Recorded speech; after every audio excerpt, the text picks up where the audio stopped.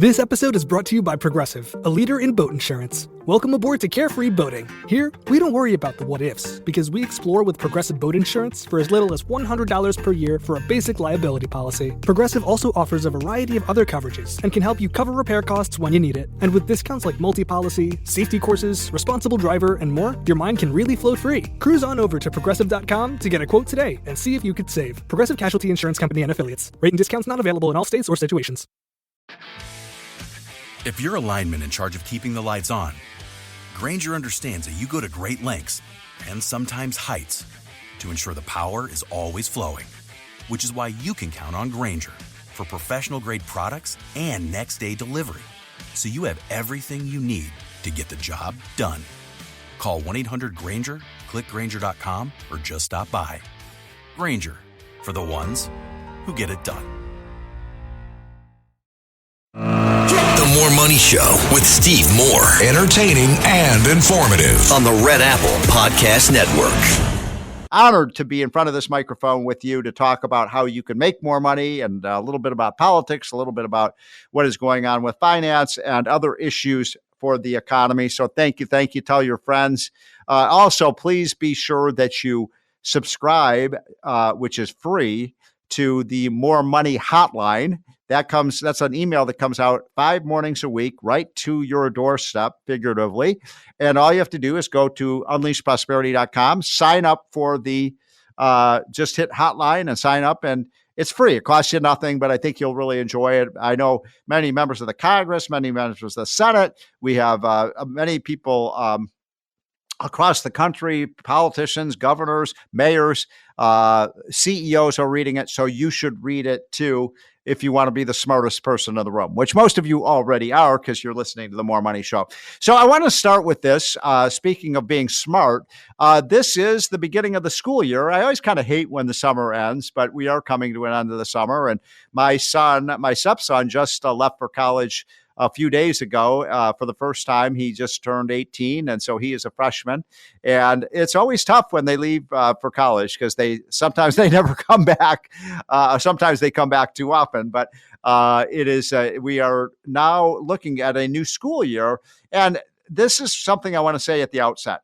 I have been very involved, and I know many of my listeners have been very involved in one of the most important political movements that's going on in America. It's very exciting. It's called school choice, parental choice. It's education opportunities for every child in America, where the money that we spend on education, which is over $1 trillion industry, that money should follow the students, and the parents should have an opportunity to send their kids, whether the parents are black or white or Hispanic, or they're black or they're rich or they're poor or they're middle class. Every child should have choices about where they go to school. And this idea that we warehouse kids, especially in inner cities, in failing schools is outrageous. You know, most of you know this. I come from Chicago, which is a great, great city. It was once. I don't know if it still is, but Chicago today, the public schools are god-awful. They are god-awful. You've got whole kids where whole school districts where any child can do math or reading at grade level proficiency. That's an outrage. That's child abuse. Let the parents choose better schools. I'm here to tell you, we have now, I think, 22 states that have school choice programs. Most of them are red states. Unfortunately, New York doesn't have it. California doesn't have it. Illinois doesn't have it. New Jersey doesn't have it. But my gosh, what's really cool is that I'm talking to parents throughout the Southeast where school choice is becoming a reality. And now the public schools are competing with the private schools. In Florida, they're seeing a mass exodus out of the public schools to charter schools, Catholic schools, private schools, Jewish schools, Montessori schools, art schools, math schools. It's amazing. And that kind of competition works for everything else. I mean, the government doesn't tell us where we have to buy our groceries, right? We get to go to any department store we want to. We can shop online for whatever we want. Why should it be that the one industry that matters most, which is the education of our kids, is run by government, a monopoly that does not work? Now, I was really lucky when I was growing up. I went to one of the top public high schools in the country, New Trier High School in Illinois. I got a great education, but a lot of the kids in that district also had alternatives. They could go to other schools, and that only made New Trier High School better because they had to compete. What's the old saying? When insurance companies compete, consumers win. Well, I'm going to say this. When schools have to compete, parents win, kids win, students win. And so this movement is burgeoning. I feel sorry if you live in New York City or Chicago, or if you live in Los Angeles, San Francisco, and you don't have the choice of where you're sending your kids to school unless you're a millionaire. School choice should be everyone. I believe this is the most important program that's going on in America. I think it's the most important way to increase the educational achievement of Black kids, Hispanic kids, poor kids. This is about equity. It's about equality. It is about performance, and it is about making America great. So I'm very excited about this. I want everyone to continue with us at Unleash Prosperity. My friend Jeannie Ellen, who runs Center for Education Reform, get involved in the school choice movement if you care about your kids. I do. I'm so excited about this. And when I visit some of these charter schools and these private schools, my two stepsons were at Catholic schools. They had a great education there because they have standards and they have discipline in the classroom, and they have a rigorous curriculum. That's what every class should have. So, folks, we're winning on the education front. I'm happy to report that to you. This is the More Money Show, and we will be right back. The More Money Show with Steve Moore on the Red Apple Podcast Network. The More Money Show with Steve Moore. Entertaining and informative on the Red Apple Podcast Network. Good friends and two of the best financial advisors that I can find in the USA. And that's, of course, Bob and Ryan Payne of Payne Capital Management. Gentlemen, thanks for joining. A lot to cover. So I want to get right down to it.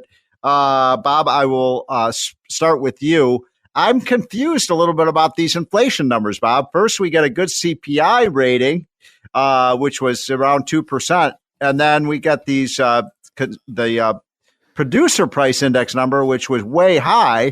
What are we to make of this? Well, Steve, we always say, one sunny day doesn't make a summer, one rainy day doesn't make a winter. You just can't take one data point and, make much of it. Unfortunately, there's a lot of negative economists out there that, are just looking for any kind of tariff-induced inflation, right? That they can pin on the Trump administration. That's right. So I was on that point, Ryan. I was watching Squawk Box the other day, and then and this Andrew Sorkin, who you probably know from the New York Times, who was a big liberal.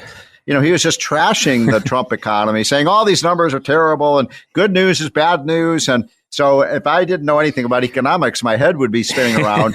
But what do you make of the inflation numbers? Should we be worried about another bout of inflation? I think, look, I think in all fairness, I think the tariff related inflation probably is a little bit delayed, right? It doesn't happen right away. Right. If you think about it, companies, they first probably eat that charge. A lot of, if you think of a lot of inventories, they probably bought before the tariffs and they're going to have to buy inventories again at some point.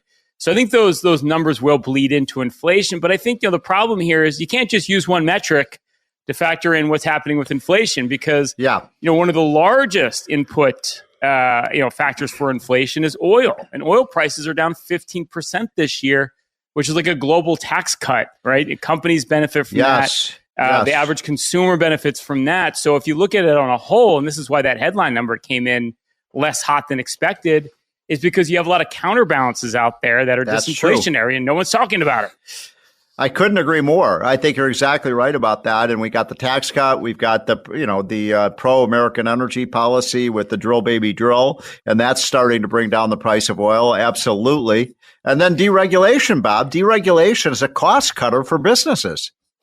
Deregulation is huge, Steve. And I think that's something that's being overlooked. I mean, there's so many businesses that have been burdened by overregulation that it's just been a breath of fresh air for the last 6 months. And you've already seen that impact on earnings per share. We're hitting another quarter of record earnings with the remaining companies to report. The expectations we're going to be at an all-time record high on earnings, which means we're going to be at an all-time record high on the stock market. PE ratios, PA ratios, they're too high right now. I don't know, Ryan, what do you think? I haven't been following that, but Bob brought it up. Yeah. Well, it's a good point because we all only want to talk about tech, right? That we know tech's doing well, Magnificent Seven's doing well, but historically, those PE ratios are expensive. But when you take the Magnificent Seven out of the equation, right now the global markets are cheap. It's actually mind blowing if you look at like high quality European stocks. They're actually growing at the same rate as the Magnificent Seven and trade a lot cheaper, and they pay a lot of dividends. And that's what Bob and I think about with our clients because they need income. I'm talking to Bob and Ryan Payne of Payne Capital Management. I always forget, is it bbullish.com? What's the website? Yeah. I wouldn't have it any other way. bbullish.com, but it's also, you can also call us at 844-752-6692. That's, 844-PLAN-NYC, Steve. It's easy to get in touch with us. So I wanted to, by the way, when you say diversify, Ryan, are you talking about diversifying geographically outside the United States? I think geographically and also within the United States. If you take technology out of the equation, financials have had a phenomenal run for the last 12 months. Industrials, and again, they all pay much higher dividends. They trade a lot cheaper if we talk about PE ratios. And again, if you go global right now, growth rates for high quality stocks in Europe, they're literally growing as fast as the Magnificent Seven, and they traded a huge discount. And also you want to, to some extent, some of President Trump's strategy is to make a weaker dollar for manufacturing and exporting. That's also good for having international assets because those international currencies appreciate when the U.S. dollar depreciates, so it's another diversification you want to have in your portfolio, Steve.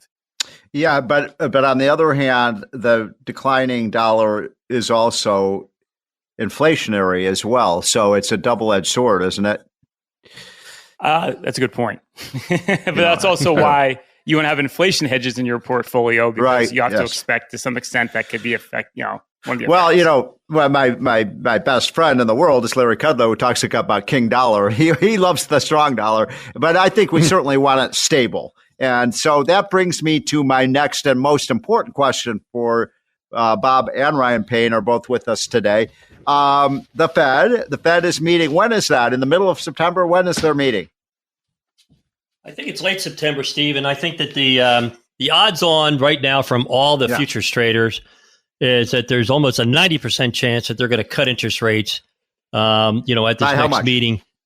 Well, I think 25 basis points, although our Scott Bessent came out the other day. And, are you saying you think that that's what they will do or that they should do? I think they will do. I think that there's so much pressure on the Federal Reserve right now. Inflation numbers are down low. Oil prices are dropping. Yeah, I think that not only will they, but they should. Yes, I agree. Okay, Ryan, you're going to have to break. By the way, I have to tell you guys, I'm kind of on the fence on this. I know all my conservative friends. I see you, Ryan, all the time on Fox Business News. You do a great job. But most of the people on Fox Business are saying, "Oh, we have to cut rates, cut rates, cut rates." I guess I would go for a quarter, maybe 50 basis point reduction. But beyond that, I would be worried about inflation. But where are you on this issue?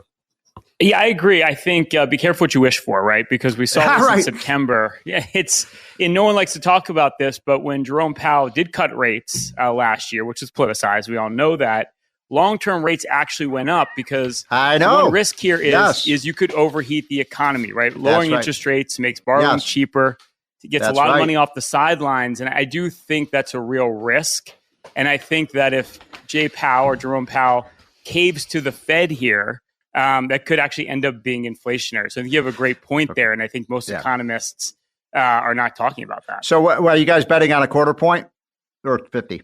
I think a quarter. I think 50 would 25. be way too aggressive. 25. Okay, I think too. I don't know. I don't know if I think they may do 50, but I think it's a 50-50. So last question I wanted to ask you about, and we're probably going to have to finish this discussion next week because it's a big issue. I'm hearing from my friends in Florida and other states that have had really hot housing markets that it's really cooling off. And some people who I really admire and trust, including you, but not necessarily you're not saying this, but are predicting that we're going to see a 10% decline in housing prices. And I wonder, if either of you, Bob or Ryan, have a thought on that. Well, I think what I've seen, Steve, at the Jersey Shore this summer, for all my large clients that have a lot of investment properties, their rental income's down over 20%. I think prices have reached the point where folks are starting to say, well, maybe I'll go to France instead of South Jersey this year. Right. Yeah, I think that's true. I think, the problem here is you have a standstill between buyers and sellers, right? Because sellers still want to sell at prices when interest rates are a lot lower. When you get 3-4% on a mortgage, now you have close to 7% on a mortgage rate. So the economics haven't adjusted to that. So I think you may see a price cut here, but remember, this isn't like the great financial crisis where we had an oversupply of homes. God forbid. God forbid, right? We have an undersupply of homes, so there's a bid under the market, but I think a price correction here is probably realistic, but nothing like we saw during the great financial crisis. I think housing prices just need to adjust to the fact that mortgage rates are now closer to 7%. It's a different reality. Well, that's right. And we only got 30 seconds left, Bob. But, a declining mortgage rate is good for the buyer and the seller, right? Well, unfortunately, Steve, the mortgage rates haven't come down, right? With the 10-year Treasury, even though it's about 4.3% today, you're still looking at close to 7% for mortgages. What blows my mind is this whole big increase in real estate values came with cash buyers. I just always wonder, where does all that cash come from? Yeah. Well, we'll search for an answer to that next week. That's Bob and Ryan Payne of Payne Capital Management, BeBullish.com. And this is the More Money Show, and we'll be right back. The More Money Show with Steve Moore on the Red Apple Podcast Network. The More Money Show with Steve Moore. Entertaining and informative on the Red Apple Podcast Network. I want to talk for a few minutes, if I could, about another issue I care deeply about. I talked earlier in the show about school choice, which is so vital to America, that every child should go to the school they want to. But there's another issue where we need choice, and that is, as many of you know, we are now celebrating the 90th anniversary of Social Security. Now, I know a lot of my listeners are over the age of 65. I'm 65 myself. I'm now eligible for Social Security. Well, within a few months, I will be. I'm here and by the way, the polls show that Social Security is one of the most popular federal programs. Why? Why is Social Security a popular program? If you're someone who's in your 60s and 70s and you worked most of your life, as most of you did during your working years, Social Security is the biggest ripoff ever. Social Security is a program that robs you of your retirement income. I'm going to tell you my own situation because I don't think I'm too different from most of you. I'm not rich. I'm upper middle class. In my later years, I did better than I did in my earlier years, as is common. But I'm no millionaire or billionaire.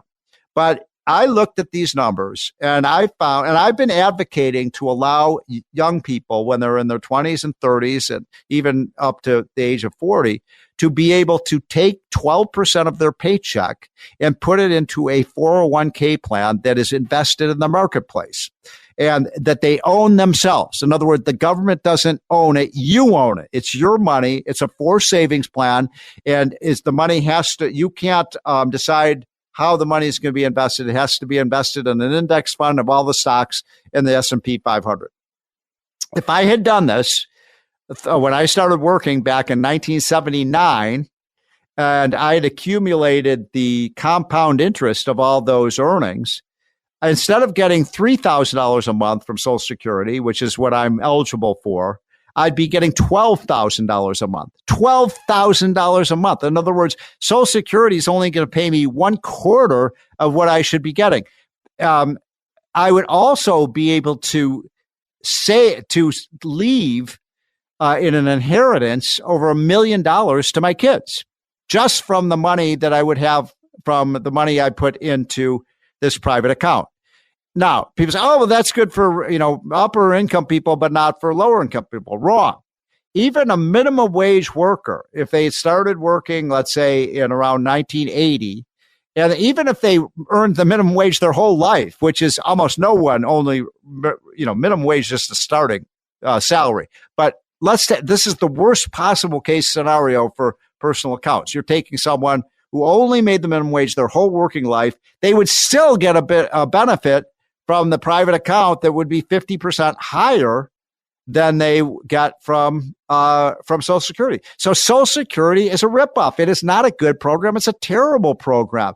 It is denying people in their old age the kind of living standard. Nobody can live on $2,500. The average Social Security check today is $2,500 a month. Come on, nobody can live on that. It is a bad system. Now, the other point about this is you get to own it. The more you work, that now you're basically giving everyone the biggest tax cut ever, because that 12% paycheck is now, the deduction from your paycheck and the FICA tax now goes right into a personal account that you own. You will be able to decide for yourself when you retire. For those of you who know me personally, and I know a lot of you do, I'm not going to retire anytime soon. I want to work for at least 10 more years, if God willing, I'm able to. So I would retire at, say, 75.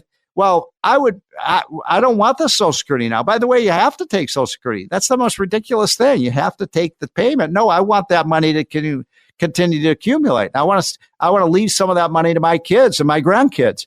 So this is a program that makes so much sense. By the way, Black Americans would do very well because they start working at an earlier age. And this is all based on compound interest. So over 40 years, the amount of money you have in these personal accounts would be enormous. So I want to hear from people about why they oppose this. It's all about government control, and it makes no sense to me.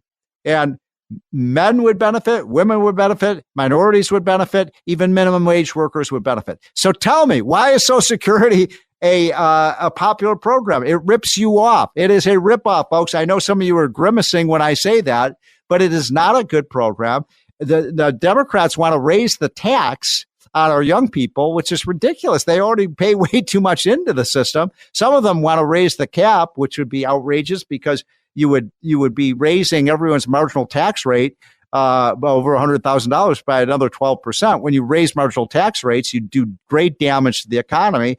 And by the way, some of my Republican friends want to raise the retirement age. I'm not entirely opposed to that. But under my system, you get to retire whenever you want to. You can, if you have enough money in your account at 62, you could retire then. If you want to work longer like I do, you could get a bigger benefit when you retire, because you'd have to annuitize that amount in your account when you retire.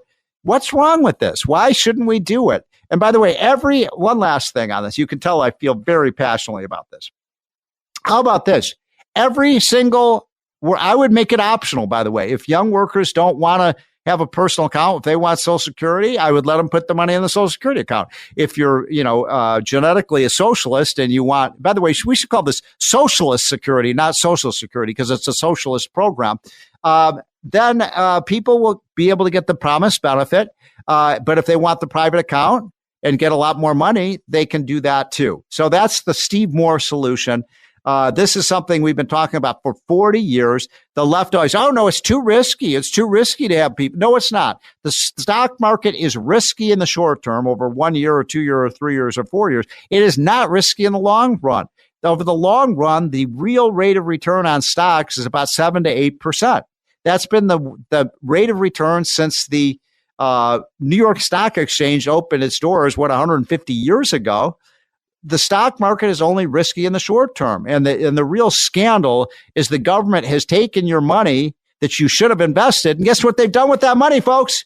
There's no trust fund. I hope none of you are naive enough to think there's a trust fund or that they have an account with your name on it with money in the vault. They don't. They have stolen that money and they spent it on other programs like foreign aid and agriculture subsidies and, all these, corporate welfare programs and, money for the PBS and all this stuff. Come on.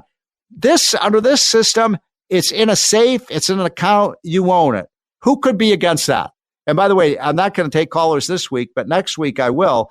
And if you're against this, I want to hear the argument against it, because I want to make every American rich. I want every American to be a pension millionaire when they retire, and they will be if we put the personal accounts of Social Security, like a 401k account, for any young worker in America who wants it. And somebody's got to make the argument against it, because I don't see any argument against it, except it takes power away from politicians and puts the power right in your own bank account.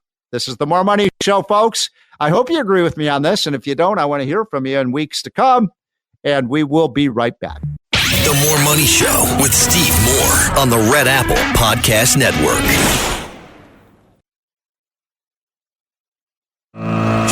More Money Show with Steve Moore. Entertaining and informative on the Red Apple Podcast Network.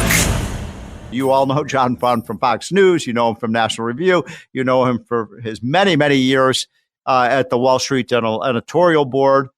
So, John, thanks so much for joining this afternoon. Pleasure, Steve. Thank you. Okay, so much to talk about, John. I mean, I want us to talk about something I discussed earlier in the show in my opening monologue, which is school choice, which is something that is near and dear to my heart. I know it's near and dear to your heart. You've been a warrior for that issue for 30 or 40 years, as I have been, and we're starting to see a real breakthrough on school choice. So let's just start with that. I mean, now we have, 20? How many states do we have school choice in now, John? Well, it depends how you define it. If you wanted to include charter schools, which are public schools that aren't run by strict rule books and are forced to have union employees, they're probably 30 or 35 states. If you want to talk about full school choice, which is that people, regardless of their income, have access to some of their tax dollars going back to them so they can pick the school of their choice, we're talking about 15 or 16 states. And it's growing, of course. Yeah. So, John, what would you say are the leading states in the country on school choice? I presume they're the red states. Unfortunately, yes. This has become a partisan polarized issue, largely because the Democratic Party is so controlled by the teacher union. Something like 40% of the delegates of the Democratic National Convention are either teachers or the relatives of teachers who are members of the union. Yeah. So Texas and Florida are the two biggest states that have full school choice. Texas just happened this spring. Then you go to states that have almost complete school choice in the sense of there's almost no barriers allowing people to choose. That would be Arizona and West Virginia and states like that. I think that even charter schools, which have a toehold in most states, are making a difference because they provide competition. The real thing, Steve, is not just to provide an escape hatch for people fleeing bad schools or unsafe schools. The real story is that it forces the existing public schools, even if they're in the suburbs, or especially if in the suburbs, to get better. I mean, in Arizona, the complaints are that school choice is working too well. Public schools are having to advertise and convince people, no, don't leave us, because if you leave us, you're going to take away that $6,000 or $7,000 a year per pupil that we get from the state. Yeah. And in Florida, just now, it turns out that Palm Beach and Fort Lauderdale and other districts that are considered very good public schools, they're seeing people flee, not because their public schools are bad, but simply because parents want more the variety and the choice and the innovation that the public schools can't provide. So it's something that will improve all public schools if it's implemented properly. No, I could not agree more. And in fact, that's the most important point, John, of all. I mean, look, I think it should just be a human right that every parent should be able to send their kids where they want to. But it's also a truism that, at least for the next 10 years or so, 2/3 of parents are going to still send their kids to public schools. I mean, right now, I think it's about 80%. So you're still going to have important public schools. We have to make sure they're functioning. I'm from Chicago, John. You know this. You've covered this story. You've got dozens of schools in Chicago where virtually no one can even read or do math at grade level proficiency, which is like child abuse. We all know what happens to people who can't read or write. They eventually turn to crime. Or hooliganism, and they basically prey on people, and they create unsafe cities and unsafe streets. Of course. It's a vicious cycle. And meanwhile, I've been to many of these schools in Washington, D.C. and in Chicago and other cities where you have, parents with low income backgrounds, mostly Hispanic and Black kids. And I watch what's going on in these schools. Sometimes they're only like the old one-room schoolhouses, John, these private schools. They don't have a whole lot of money, but they're really teaching the kids the basics that's not being taught. And by the way, they provide the kids with a safe environment. I think you had a story the other day that you told me about 40% of the schools in Philadelphia are not safe. That's the official numbers. Who knows what the real numbers are? Right. John, how can a teacher teach and a kid learn in an environment that's not safe? Well, that is why the exodus that hasn't been covered enough, Steve, is it's not just students and parents who are fleeing the public schools.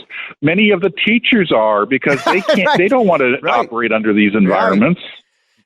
Yeah, no, it's a great point. So this is a big story, and we will keep an eye on it. But I'm very excited, and the news stories show that you said it very well, John. That it's almost like a victim of its own success. Now, so many kids, first of all, they said, parents don't want to send their kids to these other schools. Now we're learning they sure do. And now the public schools are complaining too many kids are leaving. Well, in addition, Steve, we're seeing innovation that we never thought possible. The pandemic convinced a lot of parents that they were not getting the proper education for their kids in the local public school. Many of them just came up with their own solution during the pandemic, because even some of the private schools were operating only partially.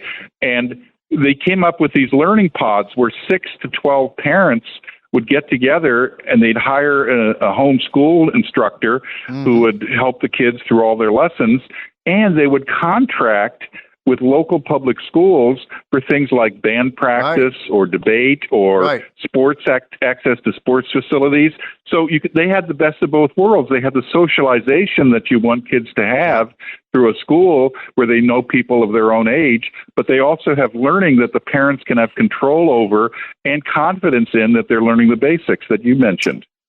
So I want to just very quickly change subjects. I'm talking to the great John Fund, who's, him from National Review, from the Wall Street Journal, from Fox News. John, you are also the world's expert to really change directions on gerrymandering.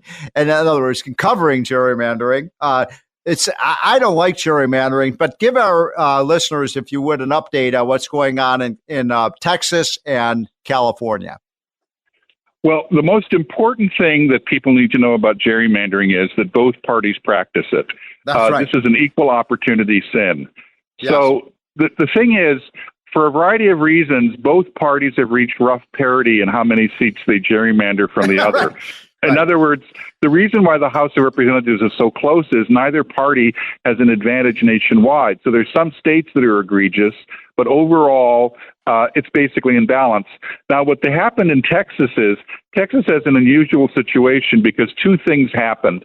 The census counted all the non-citizens in the state, and when they allocated the congressional districts, many of those districts are basically, half empty because we're so many non-citizens. These are people not eligible to vote. We shouldn't be counting non-citizens for the purpose of proportioning out how many members of Congress a state has. And secondly, the Census Bureau has admitted that they got things completely wrong in their survey of the country in 2020, that they shortchanged red states by at least 3 and Texas by probably 1 or 2 seats alone. And blue states like Rhode Island and New York were the beneficiaries.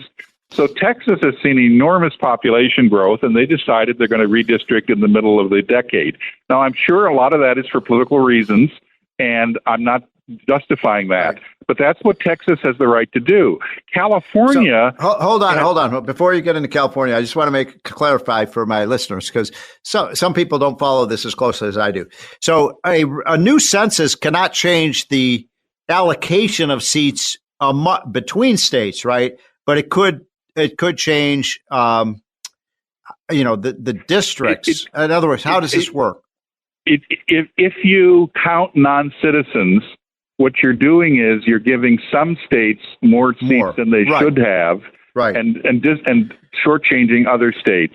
In addition, you're basically making, when the districts are drawn within the state, some urban districts with a lot of non-citizens are going to end up with far fewer actual registered voters and real citizens than neighboring districts that don't have as many non-citizens. So it skews things in both ways. And so by the way, even the Census Bureau admits that they overcounted in New York and some other blue states. Overcounted in those states and undercounted in states like Florida and Texas. Okay, so quickly, what's going on in Florida? In California with your friend Gavin Newsom. Yes, well, in California, the voters by over 65% passed an independent redistricting commission because they were tired of all these gerrymanders in the past. Right. So the independent redistricting commission drew the last set of lines. So Gavin Newsom is so intent on running for president and so proving to the base that he's the most anti-Trump figure in the country that he is having the legislature, without any hearings, without any transparency, override the Independent Citizens Commission, pass a new set of even more gerrymandered lines, and put it before the voters in November to ask them to approve it. And it's an outrageous violation of the voters' intent, because the voters have said over and over again, we want an independent commission to draw them. I think the voters are going to reject him. But, in a special election with a skewed voter turnout, Gavin Newsom thinks he has a chance to pull this fast one over on us. I think it's going to be a titanic battle the next 3 months, and it's going to be a battle. Who does Gavin Newsom want? Does he want politicians who are his friends to pick their voters, or does he want the voters to pick their politicians? And I think it's pretty... I think it's pretty clear that Arnold Schwarzenegger is going to come out of retirement and lead the campaign against it, because he was one of the original supporters of the independent commission idea. So because this is a great explanation of what's going on, but I want to make sure the listener, because I keep hearing, they're trying to add more seats in the House of Representatives for the Republicans, but how would that happen? They would actually change the congressional district within the state? Well, Texas is about to pass a new map, and it will advantage the Republicans. Okay. And I'm sure a lot of the motivation is political, and it will increase the number of Republicans in the House of Representatives. The Democrats are trying to counter with that by redrawing California. John, you can't make this. You can't make this stuff up. I mean, it's just this is not the way to do it. This stuff up is wait till you see the lines that they draw in California. All right. I mean, they're already look bizarre. That is a great analysis. Thanks for coming on. That's the great John Fund, folks, from National Review, from Wall Street Journal, from Fox News, and we will be right back. This is The More Money Show. The More Money Show with Steve Moore on the Red Apple Podcast Network. The More Money Show with Steve Moore. Entertaining and informative on the Red Apple Podcast Network. This is More Money with economist Steve Moore. Now, Steve Moore. Welcome back, folks. This is the More Money Show. I want to bring on a longtime colleague, friend, and one of the smartest people I know on politics and economics, John Fund. You all know John Fund from Fox News. You know him from National Review. You know him for his many, many years at the Wall Street Journal editorial board. So, John, thanks so much for joining this afternoon. Pleasure, Steve. Thank you.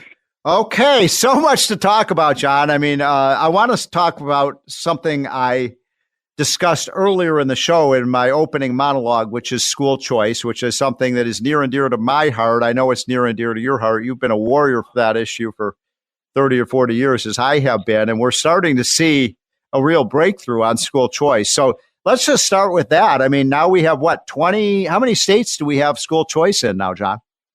Well, it depends how you define it. If you wanted to include charter schools, which are public schools that aren't run by strict rule books and are forced to have union employees, there are probably 30 or 35 states. If you want to talk about full school choice, which is that people, regardless of their income, have access to some of their tax dollars going back to them so they can pick the school of their choice, we're talking about 15 or 16 states. And it's growing, of course. Yeah. So, John, what would you say are the leading states in the country on school choice? I presume they're the red states. Unfortunately, yes. This has become a partisan, polarized issue, largely because the Democratic Party is so controlled by the teacher union. Something like 40% of the delegates of the Democratic National Convention are either teachers or the relatives of teachers who are members of the union. Yeah. So Texas and Florida are the two biggest states that have full school choice. Texas just happened this spring. Then you go to states that have almost complete school choice in the sense of there's almost no barriers allowing people to choose. That would be Arizona and West Virginia and states like that. I think that even charter schools, which have a toehold in most states, are making a difference because they provide competition. The real thing, Steve, is not just to provide an escape hatch for people fleeing bad schools or unsafe schools. The real story is that it forces the existing public schools, even if they're in the suburbs, or especially if in the suburbs, to get better. I mean, in Arizona, the complaints are that school choice is working too well. Right. Public schools are having to advertise and convince people, no, don't leave us, because if you leave us, you're going to take away that $6,000 or $7,000 a year per pupil that we get from the state. Yeah. And in Florida, just now, it turns out that Palm Beach and Fort Lauderdale and other districts that are considered very good public schools, they're seeing people flee, not because their public schools are bad, but simply because parents want more the variety and the choice and the innovation that the public schools can't provide. So it's something that will improve all public schools if it's implemented properly. No, I could not agree more. And in fact, that's the most important point, John, of all. I mean, look, I think it should just be a human right that every parent should be able to send their kids where they want to. But it's also a truism that, at least for the next 10 years or so, 2/3 of parents are going to still send their kids to public schools. I mean, right now, I think it's about 80%. So you're still going to have important public schools. We have to make sure they're functioning. I'm from Chicago, John. You know this. You've covered this story. You've got dozens of schools in Chicago where virtually no one can even read or do math at grade level proficiency, which is like child abuse. We all know what happens to people who can't read or write. They eventually turn to crime. Or hooliganism, and they basically prey on people, and they create unsafe cities and unsafe streets. Of course. It's a vicious cycle. And meanwhile, I've been to many of these schools in Washington, D.C. and in Chicago and other cities where you have, parents with low income backgrounds, mostly Hispanic and Black kids.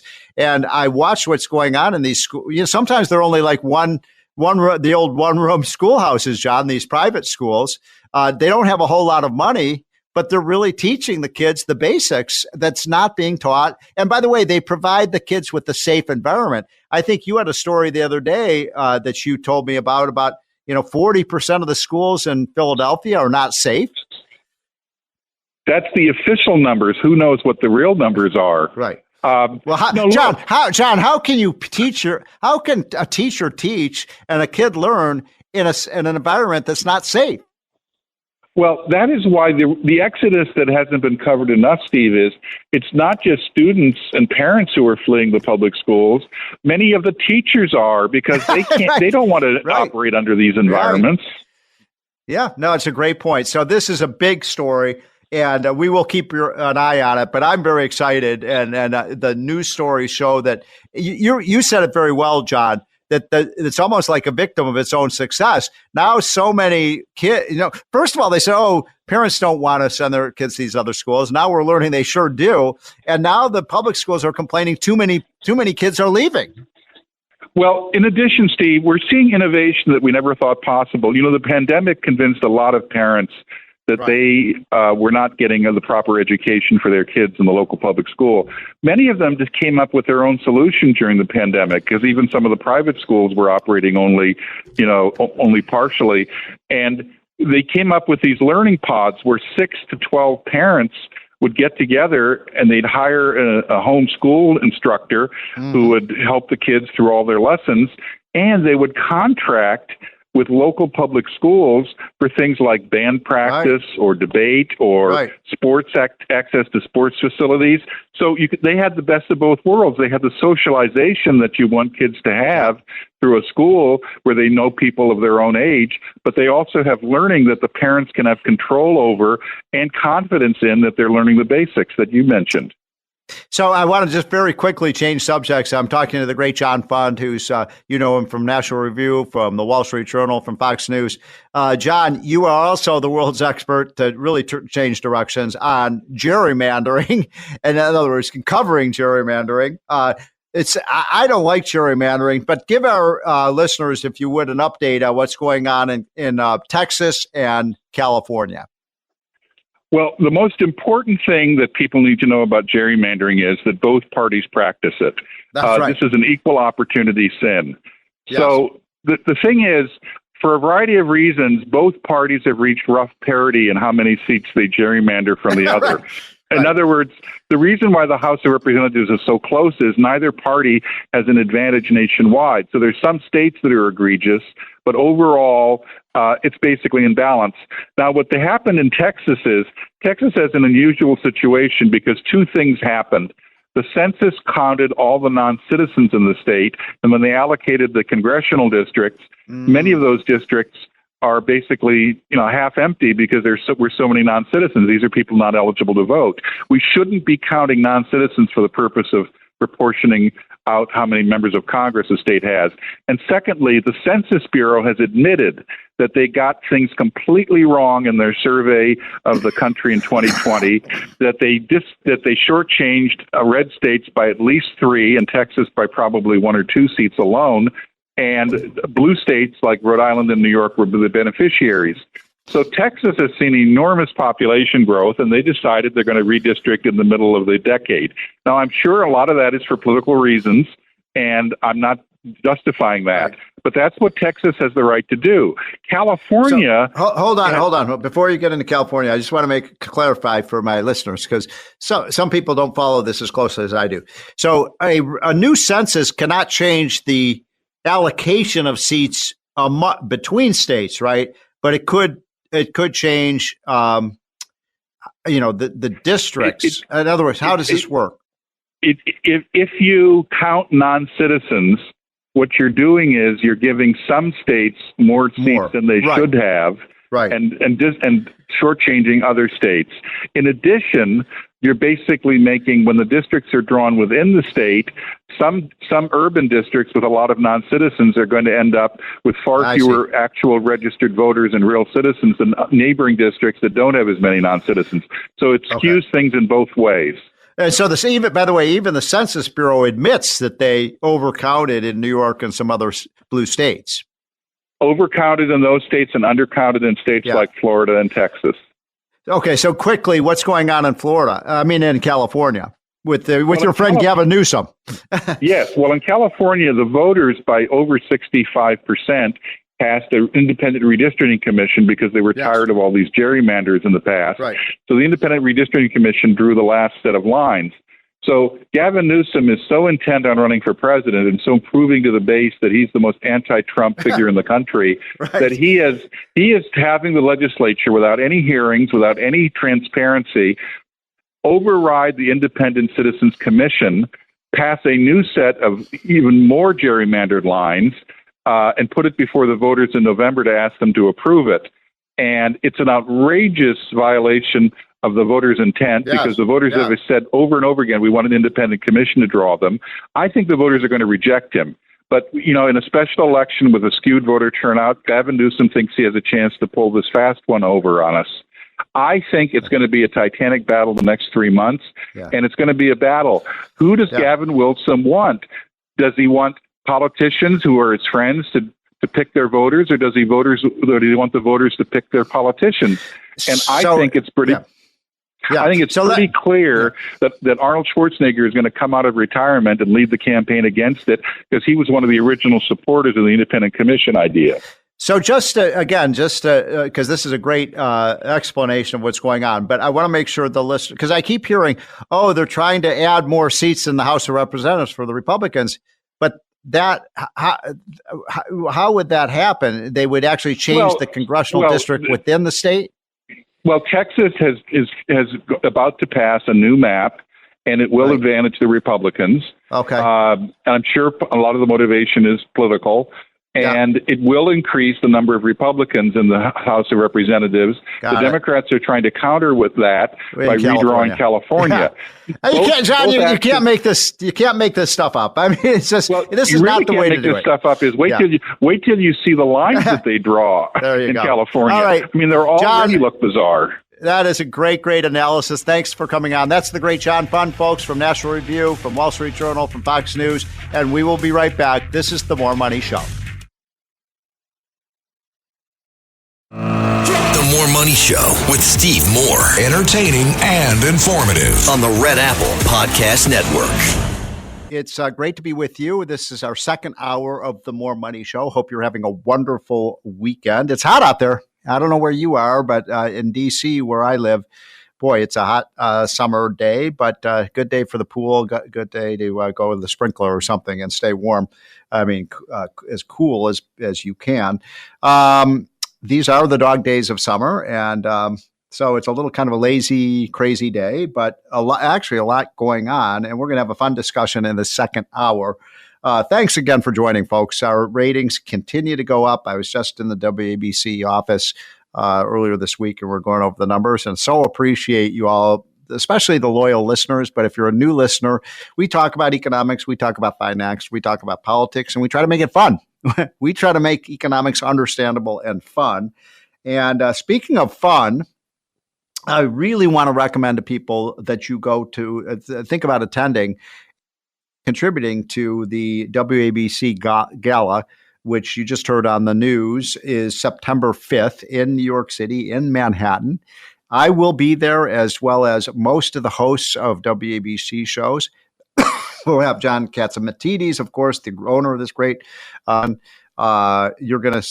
may even have, I don't know, don't spread this around, folks, but who knows? Even President Trump may show up for that. So that would be an incredible evening, but it's going to be fun regardless. It's going to be great speakers, a lot of great music, a great cause. It's a charitable contribution for Tunnels to Towers and other groups that support our military and our police force and our firemen. And so I'll be there, and I'm a skinflint, but I will be making a donation as well because it's an important cause. So September 5, that evening, come for a fun evening and help our economy, help the people who need the help, especially our soldiers and our wounded veterans.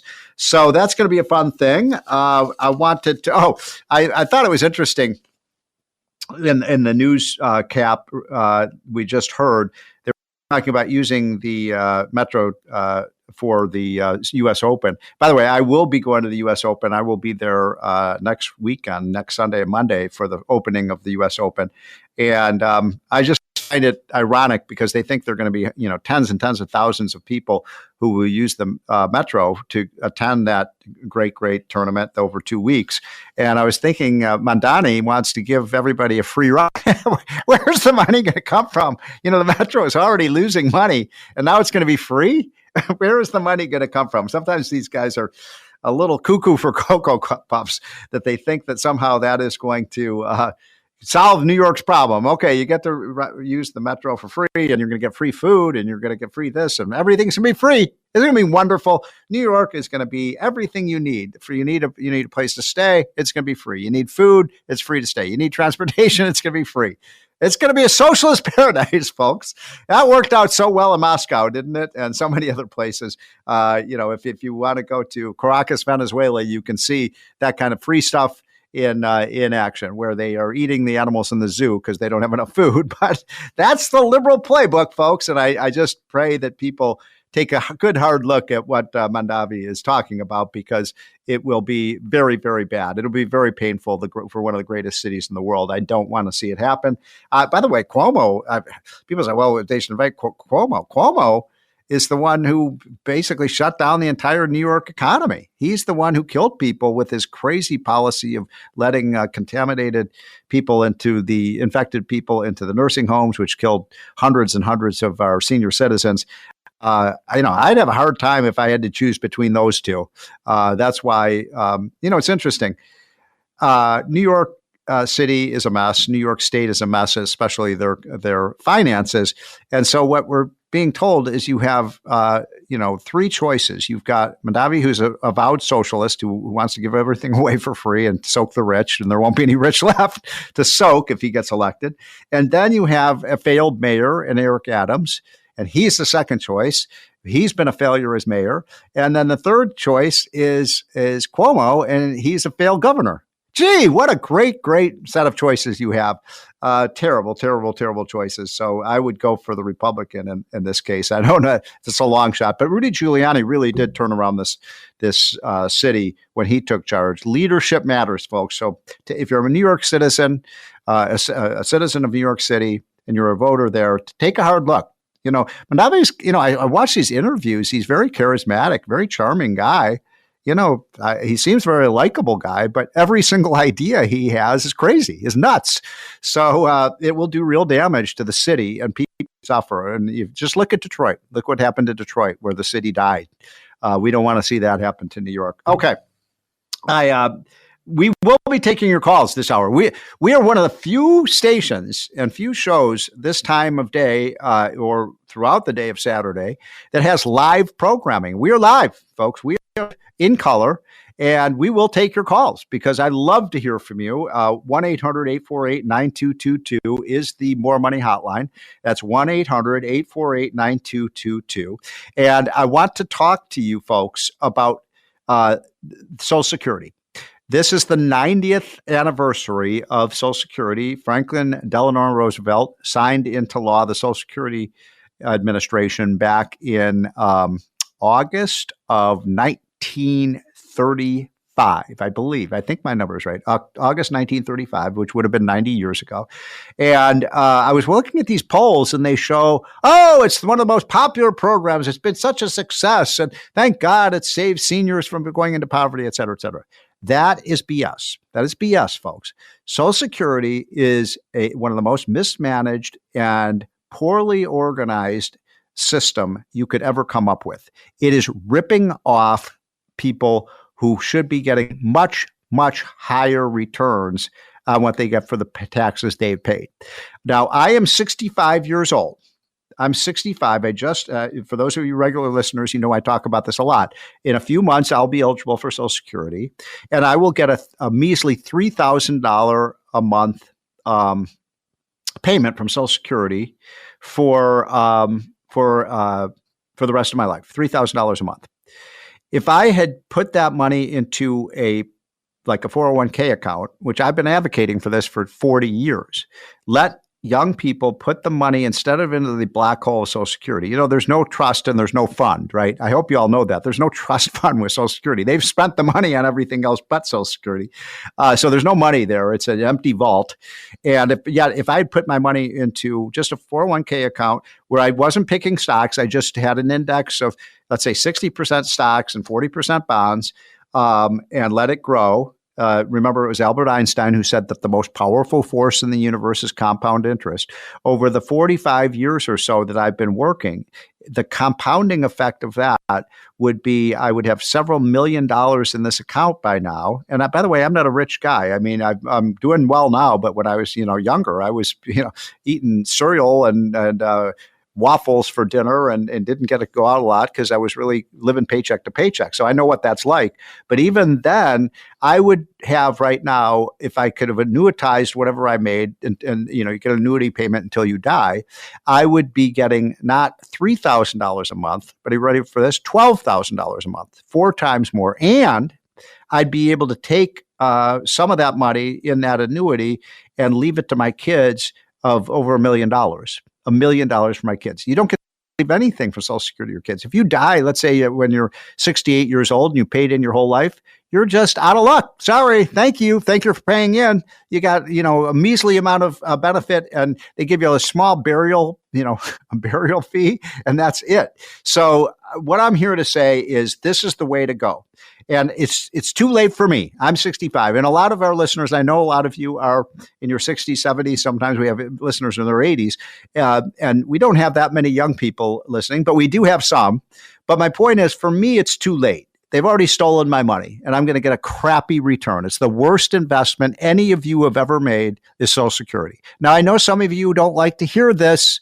You think, Social Security, it's great. It's giving me a check. You would be getting a check 2 to 3 times, 4 times higher if we had the system I'm talking about. Now, if you care about your kids, if you care about your grandkids, we have to change this system because it is going bankrupt.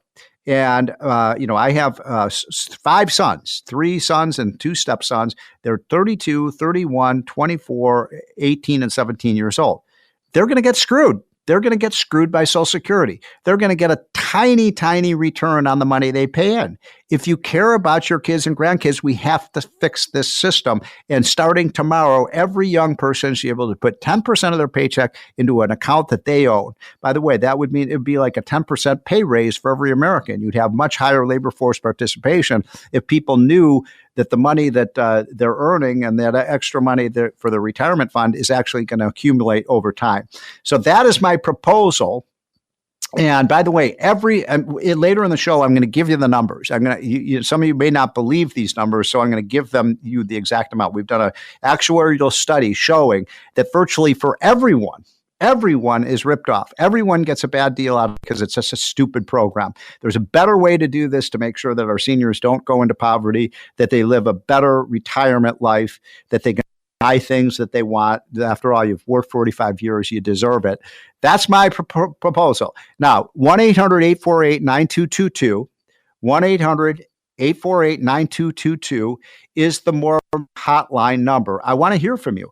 If you don't like my idea, tell me why. I love to hear people who disagree with me. Well, I don't love it, but I like it. And I want to hear, if you don't think my idea is a good one, what do you propose? Because folks, this is the Titanic. This is the Titanic, folks. It is headed to the iceberg.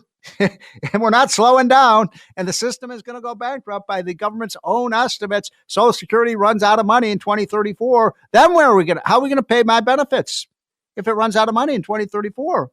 For those of you on Social Security, where's the money going to come from? They've ripped it up. A lot of the money, literally hundreds of billions, if not trillions of dollars, has been stolen from the Social Security Trust Fund by Congress and spent on other programs. Did you know that? They spent it on foreign aid. They spent it on energy subsidies. They spent it on corporate welfare. They spent it on welfare, all these other programs. It was supposed to be saved in a trust fund. There is no trust fund. I know that you don't want to hear that. There is no trust fund. There's a name. A lot of people think, there's a little account and they put money in my account and it's going to be there. It's not there. Sorry, it has been taken. So this system will not stand, folks. And we need a new system. I've got something that will work. We're going to let every young person, and I'd make it optional, by the way. If people want to stay in Social Security and get this lousy benefit, they can. But if they want to have something with their own name on it, where they accumulate money, they got to do that. I'm here with Jackson Avery, who's my able assistant. He's been working with me on this show. I'm 65. He's 24. This is for him. This is for him and his peers to make sure they have money to retire with. This is the More Money Show, folks, on WABC, and we will be right back. This is the More Money Show. Thank you so much for tuning in. By the way, I brought up what I call it social insecurity, because it is a system that robs people of the benefit they should get. You should be getting 2 or 3 times bigger. I get mad at my Republican friends. They say, let's cut people's benefits. What, are you crazy? I paid on my whole freaking life into this system. They've taken 12% of every single paycheck I've ever earned. And I'm getting this tiny little benefit. And the Republicans say, I've got a solution. Let's cut the benefits. That's a terrible idea. No. We have to transition this to a system where people get a good return on their money. Now, it's great. We've got a lot of callers who've already called in on the More Money hotline. 1-800-848-9222 is our number. Got people from around the country calling in. So I love that. I don't know if you like my idea or not. That's why we have, by the way, we're of speech radio. I like it when people call in and they don't agree with me. I like that. That's what America's all about. We should all be able to voice our opinion, and that's what WABC is all about. But before I take the calls, I'm just going to quickly give you a few of these numbers, and then we can have a good conversation. So let's say you're someone over your whole life. Let's say you're someone like me. As you know, I turned 65, so I paid in. I haven't retired yet. I don't intend to retire anytime soon, but I could retire in the next few months. And if I did, and let's say I made the median income for my whole working career, then I will get a benefit based on the 2024 numbers. It's probably a little bit higher this year, of $1,600 a month. $1,600 a month. That's pathetic. Now, if I'm a middle-class worker. I'm not a rich person in this scenario. If I could had put that money into a index fund, you're not picking stocks, your money's going up with the market. I would have, $5,548 a month. So I'd be getting 3 times more if I could have put the money into an individual account. Now, people say, well, that's not going to be fair to low income people, because there is a progressive system in the way Social Security works. So it's supposed to help people low income. So I looked at low income people and I said, okay, how much are they going to get from Social Security? Let's say you earned the minimum wage your whole working life, from the time you were 21 years old to the time you retired at 65. Your benefit, this is pathetic. Your benefit from Social Security is going to be $780 a month. That, again, these are 1 or 2 years old, so it might be a little bit older. Let's say it's $800 now. If you had put it into an individual account, you'd have $1,200 a month. So you'd get a 50% higher. How is this helping poor people? How is this helping keep seniors out of poverty? This is crazy. You would be doing so much better. By the way, let's say you're an African American. I know we have a lot of African American blacks who listen to our show, and I appreciate it. If you're an average income African Americans, because African Americans have lower incomes than whites do, you would be getting $1,400. You'll be getting $1,400 a month from Social Security. That's pathetic. Under my plan, you're going to get $3,500. You're going to get 2 to 3 times more. So my point is, why don't we do this? What are we waiting for? Okay, well, let's ask Mimi. Mimi, you are on the More Money Show. Thank you. Joseph Hernandez is running for mayor. It says here in the Post, a Cuban-born biotech entrepreneur decided to make a long-shot bid for New York City mayor. Hold on, Mimi, hold on. What's the name again? Joseph Hernandez. What party is he under? I'm trying to read here. Is he going to be on the ballot? He's from Cuba. Or is he a write-in? Is he going to be on the ballot? He got the signatures. He's a motivator. Well, I think it's a little late. What? I think it's a little late to get on the ballot, but maybe I'm wrong. But Mimi, what it is, please. A 52-year-old Lower East Side resident who immigrated to the U.S. at the age of 7 with his family to escape Fidel Castro, entered the race as an independent just over a month ago after collecting enough signatures to get on the November ballot. Oh, okay. Well, what does he stand for? What does he want to do? He's for capitalism. I'm doing this because I love the city and want to make it better. Okay. I don't have values like others. He's a registered the registered Republican. I'm Republican. Okay. Curtis, Mimi, thank you for calling. It's a good call. I'm glad you called in. I don't know much about this gentleman, but he cannot possibly be worse than the 3 frontrunners. Can't possibly be worse. So come on, New Yorkers, have some courage. Vote for change. Vote for change. I don't understand. What's the definition of insanity? Doing the same thing over and over again that doesn't work. So all the 3 frontrunners basically say they're going to do the same thing, only the socialist is going to do it even worse. So that is what you're stuck with unless people come to their senses. I probably would. I would vote for the Republican in this race. I don't like to throw away. By the way, I do not live in New York City, but I visit there all the time. It's sort of my second home. I'm with Mimi. I love the city. I don't want to see it go down. Please, please, please don't let it go down the drain. But it will. If you raise those tax rich, you already have the highest tax on rich people in the entire United States. There's nowhere on this whole continent that you could live in where you're going to pay higher taxes if you're a millionaire than in New York City. And what does that mean? Millionaires are moving out. Gee, that's funny how that happens. Okay, let us go to, I believe we have, is it Art? Yes. Hi, Art. Thank you for calling. Thanks. First time caller. And I was just going to say that you're on my dream team, buddy. Between you and Art Lapper and Larry Kudlow, yay! You're on my dream team. So, Art, you are in Florida? I'm in Altamont Springs, Florida, just outside of Orlando. Well, thank you for calling. What do you got for us today? So I was going to say, the one thing you don't hear about Social Security very much is that there's something I saw it on Maria Bartiromo's show yesterday. And I think the graphic said there's 2.8 people paying in for everyone that's receiving. Right. That money transfers almost directly from them to me. And on top of that, it doesn't have time to make anything in between. So inflation is eating it up right away. Right? You're exactly right, Art. So you got to save somewhere else to go along with Social Security. And in my case, I'm a little older than you are. I'm 72. And I have managed to save wherever I can. I've got other accounts and interest and dividends and things to add to Social Security. But without that, I see a lot of people around me who are just barely getting by. I know. Well, see, what my proposal is for young people.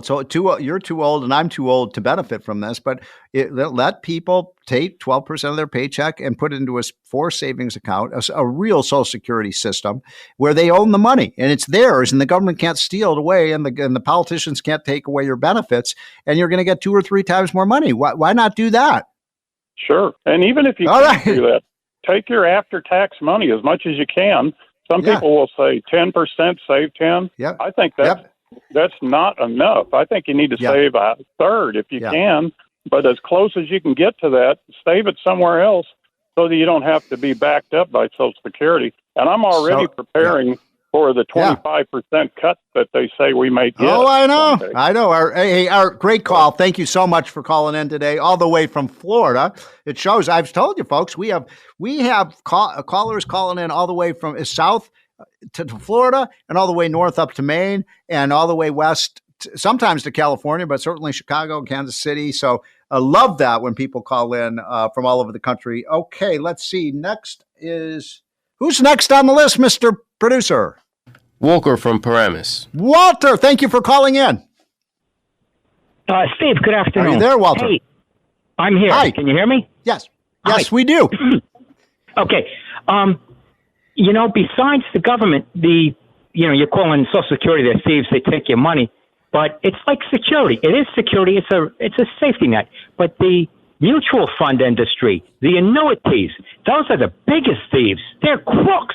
I buy individual stocks, and there was a woman with a big firm. I'm not going to mention it, but she told me, you can't do your own taxes and you can't buy individual stocks.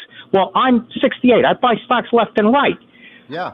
I can lose money. I had a mutual fund, Janus Fund. They're pretty much gone. You know what I was invested in? Enron. I lost my shirt, but because I knew the vagaries of the stock code, I carried that $3,000 per year. If I went to a stock tax accountant like H&R Block, I don't want to pick on anybody, but if you went to a tax guy, they would say, oh, well, you lost your money. No, it isn't like yelling out the window. I know these things, but it took me 68 years to figure this out. When Well, Walter, you don't know that. We're up against a hard break. I appreciate your calling, and to make one comment about this. You could take your money from Social Security. If I had just taken my money and just put it in a suitcase and buried it in my backyard, in other words, no return on the money, I'd still be ahead on Social Security than what I'm going to get from Social Security. So you could just invest your money in no risk bonds, which will give you a 3 or 4% rate of return. Let me be crystal clear about this, folks. Your rate of return on Social Security is negative. It's negative. You'd be better off taking the money, burying it in the backyard, and then when you retire, taking out those suitcases and spending it. That's how bad a deal Social Security is. And by the way, if we have the system I'm talking about, we're going to get more people working. You're giving everybody a raise because they now actually own the money. It's not owned by the Social Security system. Great calls, folks. I appreciate. And by the way, we will take some more later in the show. I've preserved most of the show for your calls, but we're right up against a break. My next guest is going to be the great Alfredo Ortiz, who runs the Job Creators Network, and he is an absolute superstar in terms of your what's happening with small businesses in America. So, folks, we will take a quick break, and we'll be right back. Welcome back, folks. This is the More Money Show. Thank you much for joining us, having some fun on a Saturday afternoon, talking about the economy. We're talking a little bit about Social Security, what a ripoff that is to our workers and to our retirees, and why we need to fix this system. But I want to change gears a little bit because one of my good friends is Alfredo Ortiz, who runs a group called Job Creators Network, and I'm proud to serve on the board of that organization. They do an amazing job really advocating for good policy that will help our 30 million small businessmen and women around the country.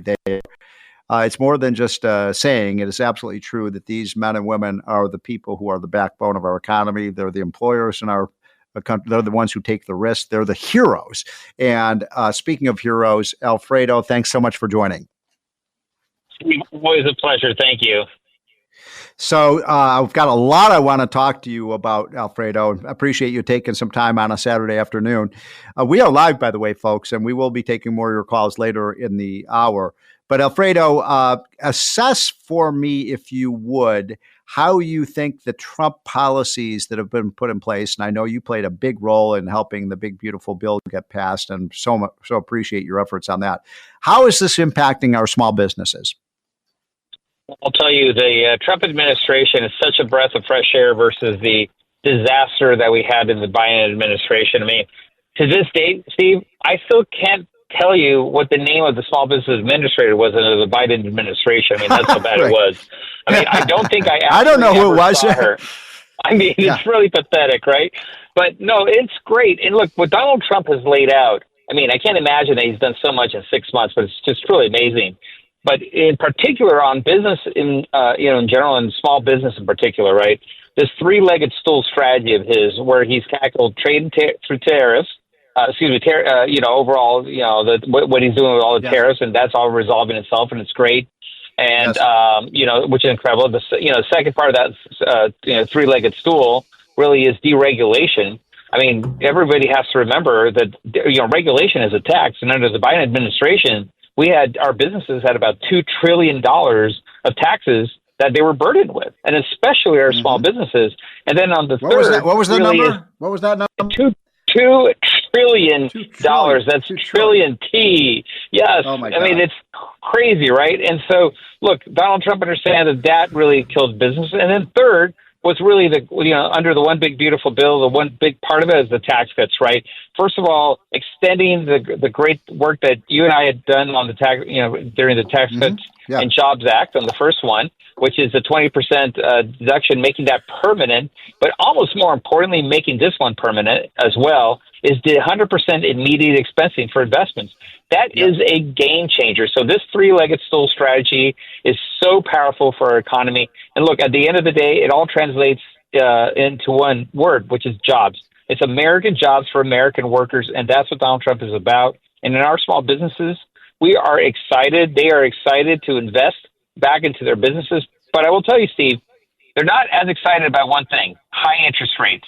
And Too Slow Powell has to get it through his thick skull that in September, we've got to drop those rates by at least half a point. And we're over 2 points above the rest of the world now. It's ridiculous. Yeah. So I agree with you on these points about all the things that Trump has done for these small businessmen and women. And they are really, they struggle day after day, week after week, month after month, making a profit. And the Biden administration was almost the enemy of small business. I gave a speech the other day, Alfredo, and I want your reaction to this. But, I asked, there were about 200 small business men and women in the room. And we talked about taxes and regulations. And then I said, well, I want to do a poll of you in this room because they are all employers. I said, which is a worse burden to you right now? Is it the taxes you pay or the regulations you have to comply with? And you know what they said, Alfredo? The regulations. Yes. I was surprised. Yes. They said the regulations are just killing us. They're choking us. They're strangling us. Yeah. Yep. You know why I think, Steve, that is? Because you can kind of work around taxes. You incorporate, you make things more efficient. You buy maybe a machine that makes you more productive. But when it comes to regulation, it literally prevents you from doing business. And that's the thing, right? You just can't. Imagine what, during the EPA. I mean, thank goodness, right, that we have Lee Zeldin in as the EPA administrator, because what he has already done has been amazing. And being able to unleash the economy through getting rid of some of these regulations under the EPA has just been tremendous. But, again, $2 trillion is what the economy had been burdened with. And those are taxes, right, on our businesses, our large, medium, and small businesses. One thing that Biden did that I found really insidious was his hiring of these tens of thousands of additional IRS agents. And you and I talked about this when Biden was president. Right. But the last thing this country needs is more IRS agents. We need fewer of them. We need a simpler tax system that everybody can comply with. Because, look, Americans are honest people. We will comply if we can understand the system. And if it isn't totally Byzantine and like it's written in Greek, the tax code. So how's that going? I don't understand why we've had like 4 or 5 different IRS commissioners under Trump so far. It seems like we need to get someone in there in the IRS who will clean this system up. Yeah, absolutely. I mean, I truly do understand it, but I have to tell you, I have sat in the room with some of these folks that write these laws and write these regulations and stuff like that. I mean, we kind of do it to ourselves sometimes, right, Steve? We just overcomplicate life. We have exclusions and exceptions upon the exceptions, and we have lobbyists to come in. I mean, we just got to clean this up, make it simple, like you said. You and I have always talked about we got to simplify our tax code because it's just ridiculous the way where it is right now. And there is a simpler system. I know you've always advocated for a simpler system. And I won't speak for you, but I know it's fair tax, and I don't know why we don't have more movement on that. So, how would you describe? I'm talking to the great Alfredo Ortiz, who runs a great group that advocates for small businesses. It's called the Job Creators Network, and that's what small businesses are. They're job creators. And how I know you do polls of your members, and also you talk to your members every day. How would you describe their mood right now? Are they feeling optimistic? What's the attitude of the average small business owner today? Yeah, they're definitely feeling optimistic. Look, I mean, a lot of our small businesses were actually really, truly counting on these tax cuts to happen so that they could make the investments. I mean, one of our small business owners, who's also one of our board members, you met him the other day at our meetings, right, down in Miami, has a wonderful, wonderful Cuban restaurant. He had already, started making investments of over $2 million that's going to lead to 1,000 new jobs. Wow. 2 different investments, actually, so $4 million. And he basically said, he turned to me at the White House when we were celebrating the One Big Beautiful Bill. He said to me, he goes, boy, I'm sure glad this went through because I pretty much already made my investment counting on it. So, so I just think, I mean, the back half, I know that you and Kevin Hassett talked about 3 and 4% GDP growth in the back half. I can see that. I can see that because our small business owners are optimistic. I think consumer confidence is actually, pretty strong. And by the way, where's the inflation? Like, where's this horrible inflation that CNN and all these other knuckleheads were talking about, right? I mean, it's really not there, right? And a lot of it is because, look, one thing that Donald Trump understood beautifully is the word leverage. He understood that we are the world's largest consumption economy. The other economies around the world cannot live without the American consumer. And so that gives it tremendous leverage to renegotiate and try to get to fair trade. I know right now we don't even have free trade, right? But at least a more fair trade system and give American workers and American companies the opportunity to sell more of their goods abroad. And so look, I think this is going to be a booming back half.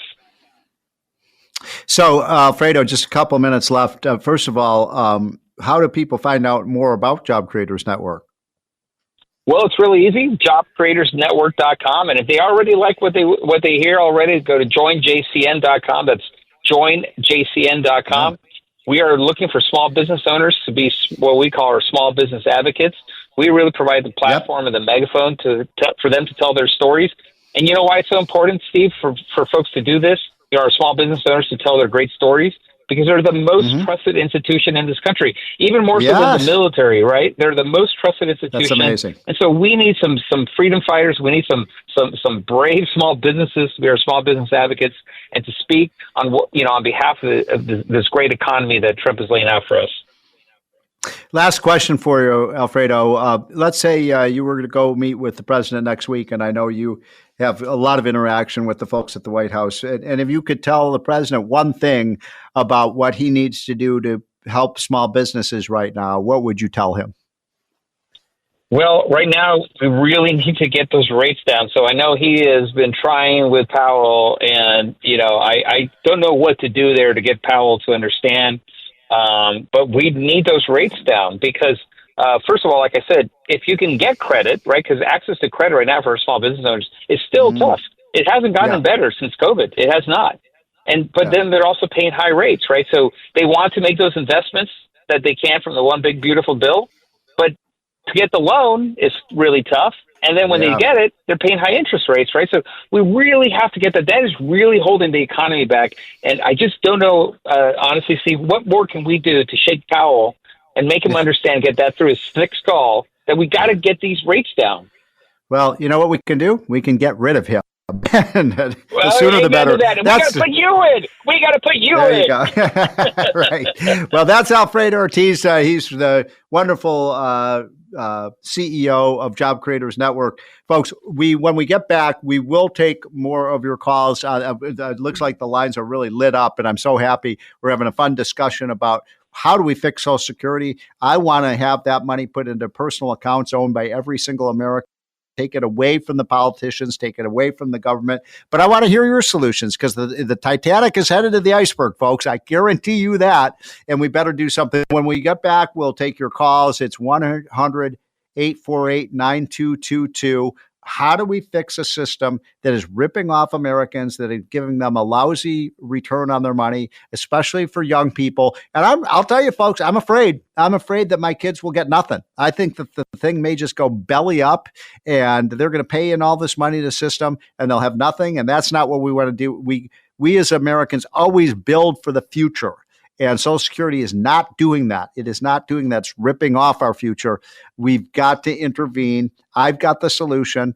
By the way, if you want to find out more about it, go to unleashprosperity.com and just look at our proposal for Social Security. Also, if you're not getting our Unleash Prosperity hotline, what's wrong with you? Come on. This thing is free. It costs you nothing. All you have to do is go to unleashprosperity.com. Just click on hotline and we will send it to you absolutely for free. There's no gimmicks here. I'm not trying to raise any money from you. I just want you to be the smartest person in the room when you're talking about the economy, when you're talking about money, when you're talking about politics, elections, all this thing. We cover it all in the hotline. I tell you, when I went to see the president in the Oval Office, half of the people who I met there in the Oval Office, they read the hotline every day. Members of Congress read it. CEOs read it. My friend Newt Gingrich says it's the first thing he reads every morning. Why aren't you getting it? It doesn't cost you a penny. UnleashProsperity.com. And don't forget also, go to votewithyourfeet.net. It's our new website about where people are moving to and where they're from. That's votewithyourfeet.net. And we will be right back for our final segment, taking your calls.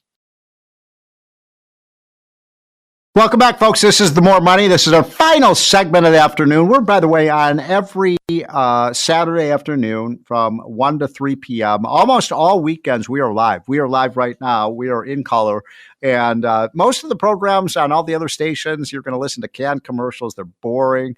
This is, by the way, I love one thing that John Catsimatidis has done with this station. You get 5 hours of live economic, political news and talk with Larry Kudlow, the great Larry Kudlow from, I believe he's on from 10 to 1, and then I'm on from 1 to 3. I don't think that's happening anywhere else in the country. So this is something that John Catsimatidis has done to turn WABC into the number one talk radio station in the United States. So please continue to tune in to the More Money Show every Saturday afternoon. One quick point I want to make before I get to your calls. I've got an idea. And I want to run it by you. I won't be able to take calls on this one, but it's something to think about. Then maybe next week we can discuss it with you when you call in. I got an idea how we can reduce our deficit and make America rich and create all sorts of jobs. Why don't we create something that Trump has been talking about called golden passports or golden visas, where if someone would invest $5 million in the United States. These are rich people from all over the world, and they have, they're not criminals, they're not drug runners. They can pass a security test and so on. They give us $5 million and they agree to create and invest here, and we give them a green card. and we can take all of the most successful people in the world. And by the way, we can still take our normal number of immigrants who come in through the family system and so on. But why don't we do this? We could have, the Los Angeles Dodgers are the dominant team, or one of the dominant teams in baseball. They've won, I think, the last 2 World Series. And the way they've done that is they bought all this great talent. So they have all the best players, and so they win the World Series. What I'm saying is, why don't we buy all the best? They all want to come to the United States. So how about this? We give them a golden passport. They pay for it. We use that money to reduce our deficit. They create jobs here. Everybody's better off. What do you think? I love that idea, and I'm going to talk more about it next week, but I wanted to just sound you out on it. Tell me, you're buying way past the Statue of Liberty. No, we're just getting the best and the brightest. And why not? Why shouldn't we do it? We're America, after all. Okay, let us get to the lines. Thank you so much, by the way. I don't know if we're going to be able to get to everybody because we had so many callers on this about how to fix Social Security. I say turn it into a personal account system where every young person puts their money into an account. They can't get to the money. They can't touch the money. But it is invested in the market. It's invested in bonds. And then when they retire, they're going to get 2 or 3 times more money out. That's my proposal because I care about my kids, but I want to hear from you. And first is Barbara from New Jersey. Hi, Steve. Thank you for taking my call. Thank you. Hi. I'm a retired matrimonial attorney, and I'm just looking at it from a matrimonial attorney's point of view. So in New Jersey, we have equitable distribution, and in the West, they have community property states. Yep. Here, if you have anything like a pension or anything you've got, it's going to be divided at the time of divorce, and you're not going to wind up getting what you were trying to save. That's not true. With the way Social Security is now, they don't touch it at all for equitable distribution, and when it's time to retire, you get your full Social Security. If they see that sitting there in your account, you're going to either pay an equitable amount, which could be 50%. If you're in the community property states, they're going to divide it. And so you're not going to wind up having the glorious 4 times as much as the way you think you are. Yeah. You're going to wind up having not as much at all. And in addition to that, I can't believe that a judge wouldn't make you put your hands on that, because whatever they see there, even if it's just a house, they make you invade it to pay your attorneys. That happens at the first time you see the judge. I believe the judge would say, go right into that account. You're paying your 2 attorneys. So I think that everybody's going to look at that with big eyes. All right. And want Barbara, to take it away. I've got 3 or 4 more people waiting, so I get your point. You make a good point. We need to do something about that. We need to basically make sure that that money is not taxed or taken away from you through divorce or whatever it might be, because we want to make sure everybody's held harmless in this thing. I think we have a system that is going to be better off, but you make some very good points. I think we have Nancy calling in. Yes, hi. My name's Nancy from New Jersey. And Steve, this is terrifying, like you said earlier, with Social Security. And it's way too late for me. I'm 63. I'm going to be broke. I get the notices during the year where they tell you how much you will have if you stay in work for retirement, blah, blah, blah. It's like 2,000, maybe 2,500. Nancy, who can live on that? I mean, it's crazy. Nobody. I mean, it's outrageous. And, people paid into this whole system their whole life, and they're getting $2,000 a month or $2,500 or even $3,000 a month. Nobody can live on that. Hello, Washington. Are you crazy? Now they say, oh, well, you should have the 3-level, you have a pension and you have other private savings. But for young people, they don't, after they pay their Social Security tax, they don't have any money left over, Nancy. So you're right. It is not fair to people. Yeah, and it's like if you're savvy and you knew this stuff way back, sure, my situation might have been changed. But, I have a couple of tiny, I'm talking under 10 grand savings accounts from jobs. And I finally get to a point where I'm making decent money. Yeah. What happens if you get sick? I would have rather have had my money. And I like your idea. Okay, Nancy, I got to cut you off because I've got 3 more callers and we only got about 5 minutes left. But great call. Thank you. I like your call because you agree with me. So I love that. I think we have Barbara from Staten Island. Hello. Hi. Hello. Hi, you're on. I just want to mention, I just feel Social Security is a decreasing term policy because you have to also look to all the other benefits they give out. Disability. Do you know the amount of people that file for disability never make it to 62? They're filing for disability at age 20, 22. Yeah. And you could also get disability benefits at age 22 if you have 6 credits. Yeah. I don't know what the amount is, how they calculate it, but there's, children. So, Barbara, you're making a good point. You're right about Social Security disability, but under my plan, you could have a feature of the plan so that some of your money that you put into your account is for a disability insurance program. Incidentally, there is no program, probably in Washington, and I may be wrong about this, but I don't think there's any program that is more ripped off from the taxpayers, from the disability. Now, there are many, many people who are honestly disabled who are getting Social Security, but I guarantee you that we know there is massive fraud in the Social Security disability program. Incidentally, you also have other benefits like a burial benefit and all these other things, but those are so tiny compared to what you pick up. It's only paid $255, and you have to be the spouse. Once you right, exactly. All right, I'm gonna take. Thank you for calling so much, Barbara. Try to get one more call in. I think we have Steve. That's me. Hi, Steve. What do you think? Yeah, well, you know what? I think this is pretty easy right now because you have to get Congress and all these. Let's just raise the cap. No one talks about this. Raise the cap. No. Wait. Oh, yes, Steve. Oh, no. God forbid, right? You're going to tax me more. No, you're killing me, Steve. You want to raise the cap, so I have to pay even more into the system. Wait, so that the people, right, wait. For now, okay? And then if you want, do a donut hole. And then, you cut it off at $250,000, and then you resume it at like $500. You expose, hey, look what you do to the people on Medicare. Steve, who could you're talking about, okay, I'm glad you called in, Steve. And we've only got 2 minutes left. I appreciate your call. I really do, because I want to explain this to people. So what the liberals want to do is make people pay even more into the system for a lousy benefit they're already receiving. I mean, I already am at the cap, and I'm going to get 1/4 of the money I should get out of it. So the liberals say, just make Steve Moore and other people who are successful pay even more into the system. That gives me an even worse deal. I hate that idea.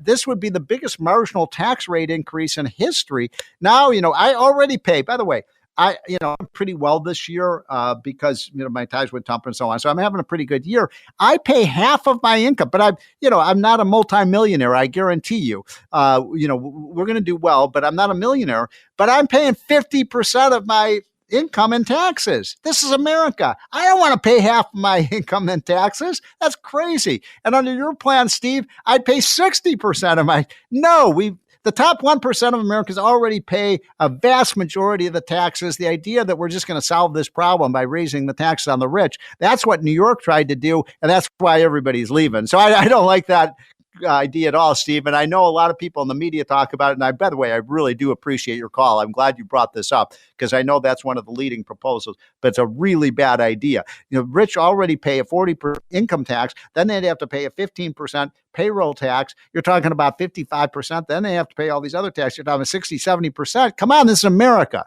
I don't think the government should ever take more than half of your money away from you. I don't care if you're a billionaire. This is outrageous how much taxes are. And those people you want to raise taxes on, by the way, a lot of them own businesses, run businesses, employ people. You take more money out of their pocketbook, they're going to have less money to make their businesses work. So, hey, this has been a good discussion, folks. I am so glad you called in.